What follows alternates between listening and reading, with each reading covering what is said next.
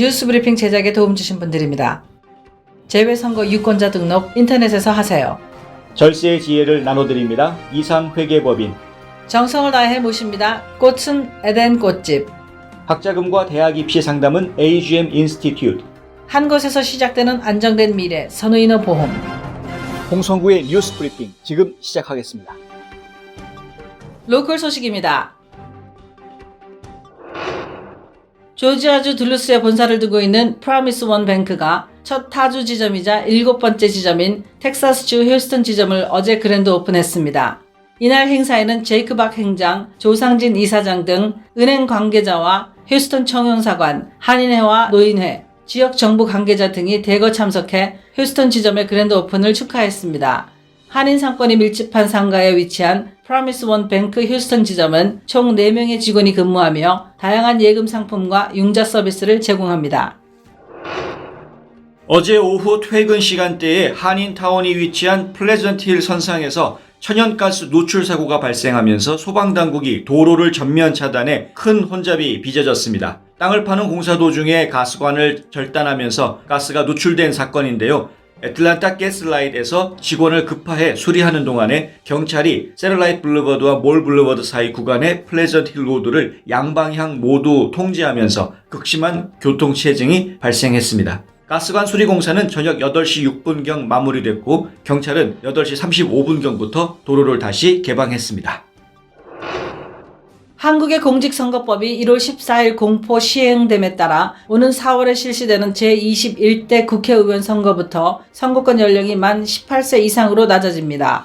따라서 2002년 4월 16일 이전에 출생한 재외국민은 이번 국회의원 재외선거부터 투표에 참여할 수 있게 됐는데요. 투표에 참여하려면 2월 15일까지 국외 부재자 신고 또는 재외선거인 등록 신청을 마쳐야 합니다. 재외선거 신고 신청은 인터넷에서 직접 할 수도 있고 총영상관을 방문하거나 평일 중 아시플라자, 시온마켓에서 주말에는 메가마트, 둘루스 H마트 등에서 할 수 있습니다. 한편 애틀란타 총영사관은 재외선거 유권자 등록 마감이 불과 한 달여 밖에 남지 않음에 따라 한국 기업체 주재원, 유학생 등을 대상으로 재외선거 홍보 및 순회 접수 활동을 강화할 계획이라고 밝혔습니다.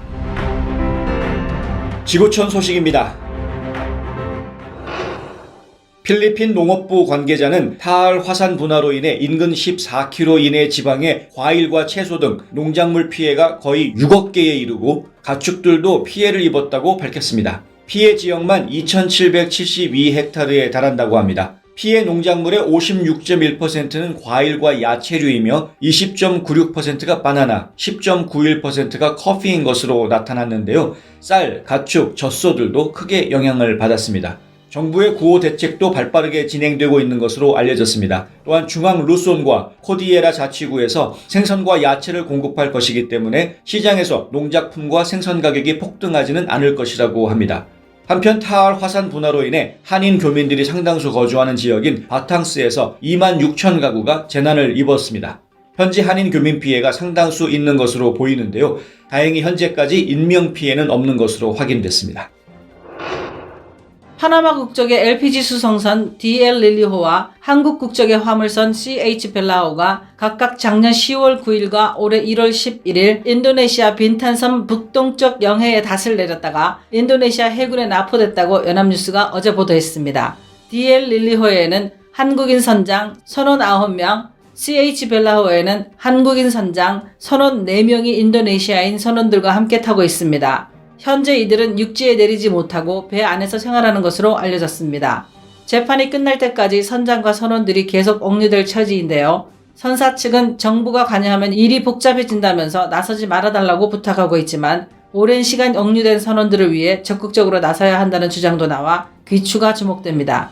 한편 주 인도네시아 한국 대사관의 영사들이 현지에 도착해 면담 승인을 기다리는 것으로 알려졌습니다. 도널드 트럼프 미국 대통령과 류허 중국 부총리가 15일 워싱턴 DC 백악관에서 미중 1단계 무역 합의안에 서명했습니다. 미국과 중국이 무역전쟁을 개시한 지 18개월 만에 1단계 합의를 달성한 것인데요. 이번 합의 내용의 핵심은 미국이 중국 제품에 대해 관세를 일부 완화하는 조건으로 미국산 제품의 수출을 늘린다는 것입니다. 중국은 앞으로 2년간 공산품, 농산물, 에너지, 서비스 등 2천억 달러어치를 미국으로부터 수입하기로 했습니다. 중국에서는 과연 중국이 이만큼의 수입을 실제로 할 수 있느냐는 의혹을 제기하고 있지만 중국 정부는 이번 합의가 중국과 미국 및 세계에 이익이 된다는 답변만 반복하고 있습니다.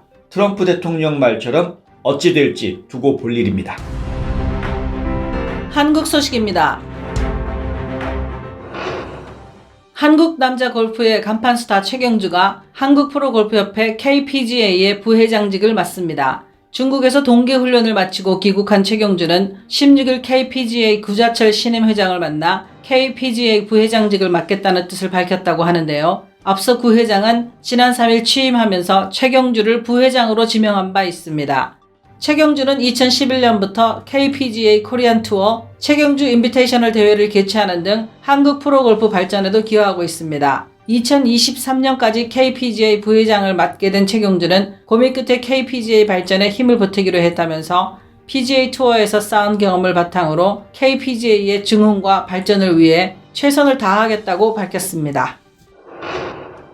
인천지방경찰청이 인천국제공항경찰단 대테러 기동대를 창설했다고 16일 밝혔습니다.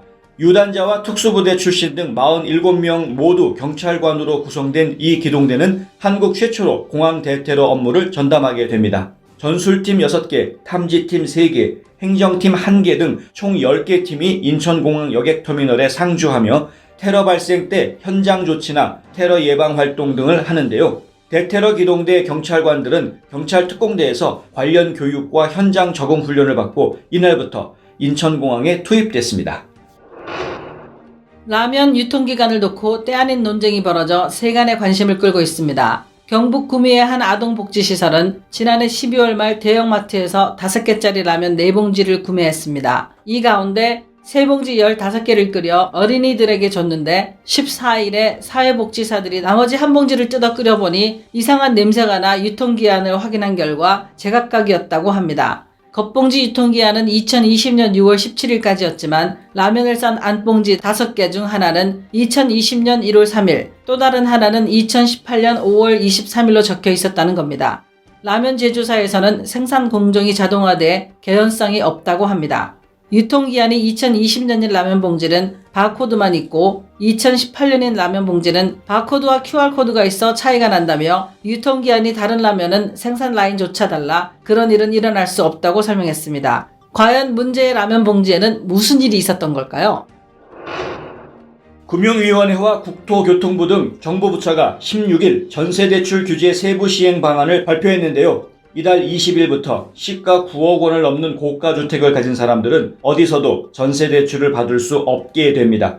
20일 이전에 SGI 서울보증에서 보증을 받아 은행 전세대출을 받은 고가주택 보유자는 만기에 대출을 연장할 수 있습니다. 다만 전셋집을 이사하거나 전세대출을 증액하는 경우 신규 대출로 간주해 대출 연장이 허용되지 않기 때문에 결국 몇 년 안에 새로운 전세대출 규제의 영향권에 들어가게 됩니다.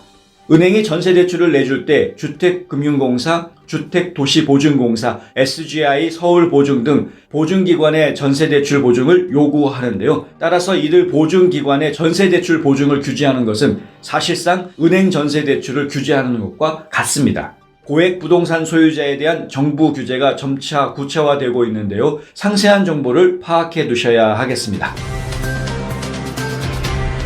2020년 1월 16일 홍성구의 뉴스 브리핑은 여기까지입니다. 시청해주셔서 감사합니다.